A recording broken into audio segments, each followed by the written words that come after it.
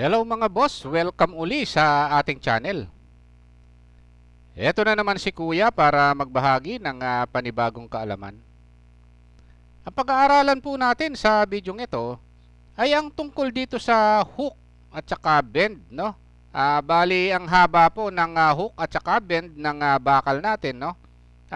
Dito sa puting, dito po sa main bar na nakikita natin ito, no? Yung pong anilyo, no, ng poste natin, yung stirrups, no. Tapos yung pong hook ng wall footing natin, yung nakikita po natin ito, no. Kukunin po natin yung haba ng mga yan. Yung pong hook ng column footing din, no, kukomputin din natin dito. Tatalakayin natin yung hook ng main bar natin ng poste, yung hook ng stirrups at saka yung hook ng lateral ties, no? Pag-aaralan po natin dito 'yan. May mga viewers po kasi na nagtatanong, ano po ba daw yung hook ng mga 'yan, no? Para daw maidagdag doon sa clear length, no? Pag nag-compute sila ng haba ng bakal, no? Kasi importante po yung hook, dinadagdag po 'yan, no? Minsan yung hook dalawa, minsan isa, no? Kaya importante pong computein yan para makuha po yung haba ng o yung cutting list po ng bakal natin. Dito po sa video ito, tatalakayin natin yan step by step. Sana po panoorin nyo magmula sa umpisa hanggang sa dulo, matututunan nyo po yung topic natin yan. Ang una nating tatalakayin na mga boss, no, yung main bar hook, no, ng poste natin. Kagaya po ng nakikita natin ito, no. Nakahiga pa po yung poste, no. Hindi pa po itinatayo o ina-assemble, no. Yung pinoposte o bali pinoporma, no. Nakahiga pa po. Bali tatalakayin po natin yung haba ng bend na yan. Ano po ba yung minimum bend ng bakal na yan, no? Ng main bar ng poste. So ito po 'yon, no, yung formula, no. Bali 16 dB or 300 mm. Kung alin po yung mas mahaba sa dalawang 'yan, 'yun po yung gagawin nating hook length, no. Gaya po ng diameter ng main bar natin dito, kung 16 mm 'yan, bali 16 times diameter po ng bar, no. Ganun lang po yung main bar hook length natin, no. Bali ang haba po ng main bar na ito, no, bali 16 times 16, bali 256 mm. Kaya lang kung napapansin niyo po, meron po siyang or, no, or 300 mm, no. Bali kung alin daw po yung mataas sa dalawa, no, 'yun ang pipiliin natin. Between 256 mm at saka 300 mm, mas mataas po yung 300 mm. Kaya ang magiging haba po na ilalagay natin dito po sa main bar bend na ito, no, 300 mm po, no. Kasi 256 lang 'yon, ito 300 mm or 1 foot. Bali minimum po 'yon, no. Hindi po bababa sa 300 mm o hahaba pa po, no. Ayan po yung una nating tinalakay, yung bend ng main bar. Pupunta po tayo sa susunod na topic natin. Ang susunod na tatalakayin natin mga boss, no, etong lateral ties hook length, no. Ito pong mga anilyo natin sa poste, no, or lateral ties pag poste po 'yan.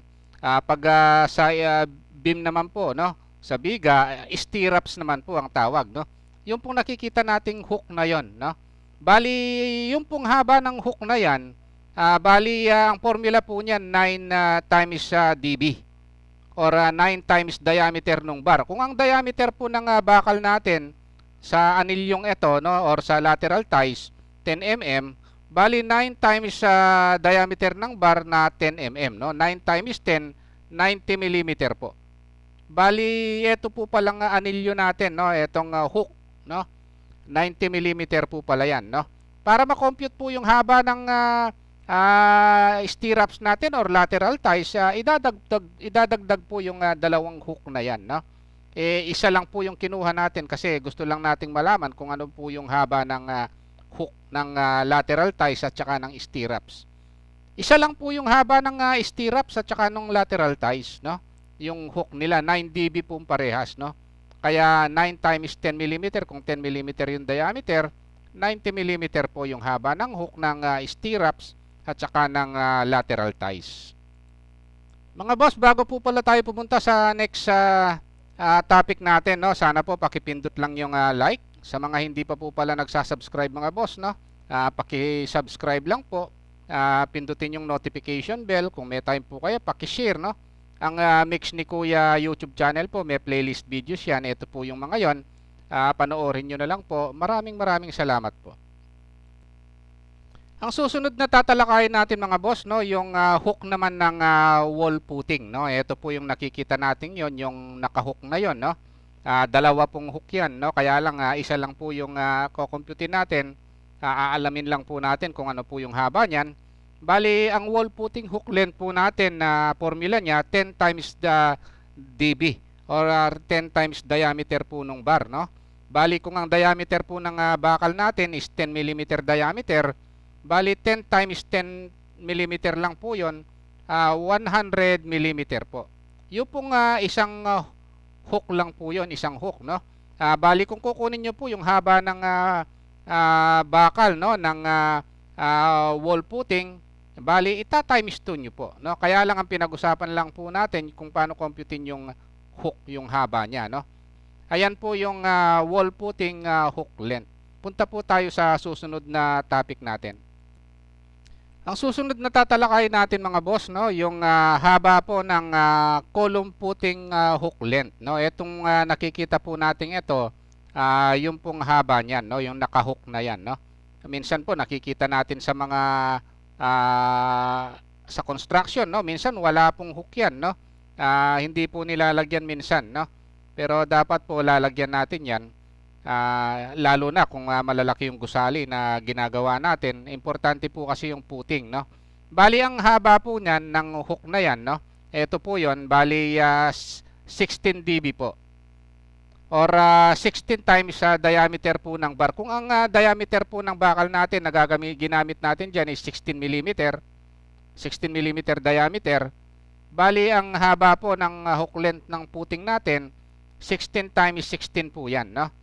16 times 16 bali 256 mm po yung haba, no. Ito pong haba na ito 256 mm kasi ang formula po natin 16 dB yung haba po ng isa, no. Bali kung kukumputin nyo po yung haba ng column footing na yan na bakal, dalawang hook po yan, no. At saka nyo po i-add yung clear length. Ayun po yung haba niya. Kaya lang tayo po pinag-usapan lang po natin kung ano po yung haba ng hook, no. 16 dB po pala or 16 times diameter ng bar. O, punta po tayo sa next topic natin. Ang susunod na topic na pag-uusapan natin, boss, no, yung haba ng stirrups hook length. Kagaya na sinabi ko kanina mga boss, no. Bali ang haba po ng stirrups 9 dB. Kaparehas po yan ng lateral ties natin, no. Bali 9 times diameter ng bar. Kung ang diameter po ng bakal natin 10 mm, 9 times 10 bali 90 mm po. Yung pong hook, no, ng stirrups natin. Kung kukumputin po yung haba ng stirrups, dalawang hook po yon, no. Tsaka nyo po i-add yung perimeter ng stirrups. Ayan po, no. Ang pinag-usapan lang po natin yung isang hook, kung ano po yung haba niya, no.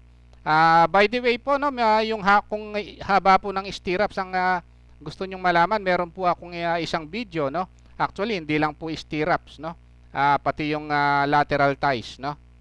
Main bar, no. Tapos yung footing bar, no, kung gaano po sila kahaba, meron po akong mga video niyan. Sana po panoorin nyo para matutunan nyo rin, no. Dito po hook lang po ang pinag-usapan natin. Mga boss, bago po pala tayo umexit, no, shoutout ko muna po pala itong magagandang channel ni na Mikli TV Vlog, no, at saka yung channel ni Mr. Baldomar. Ayan po, no. Sana po panoorin nyo yung mga channel na ito. Magaganda po itong channel na ito, no. Tsaka tulungan po natin yung mga Pilipino vlogger, no, para naman kahit paano po umangat yung channel nila. Ayun lang po, no, kung nagustuhan nyo yung video ito, sana po pakipindot nyo lang yung like, subscribe, tsaka notification bell sa baba.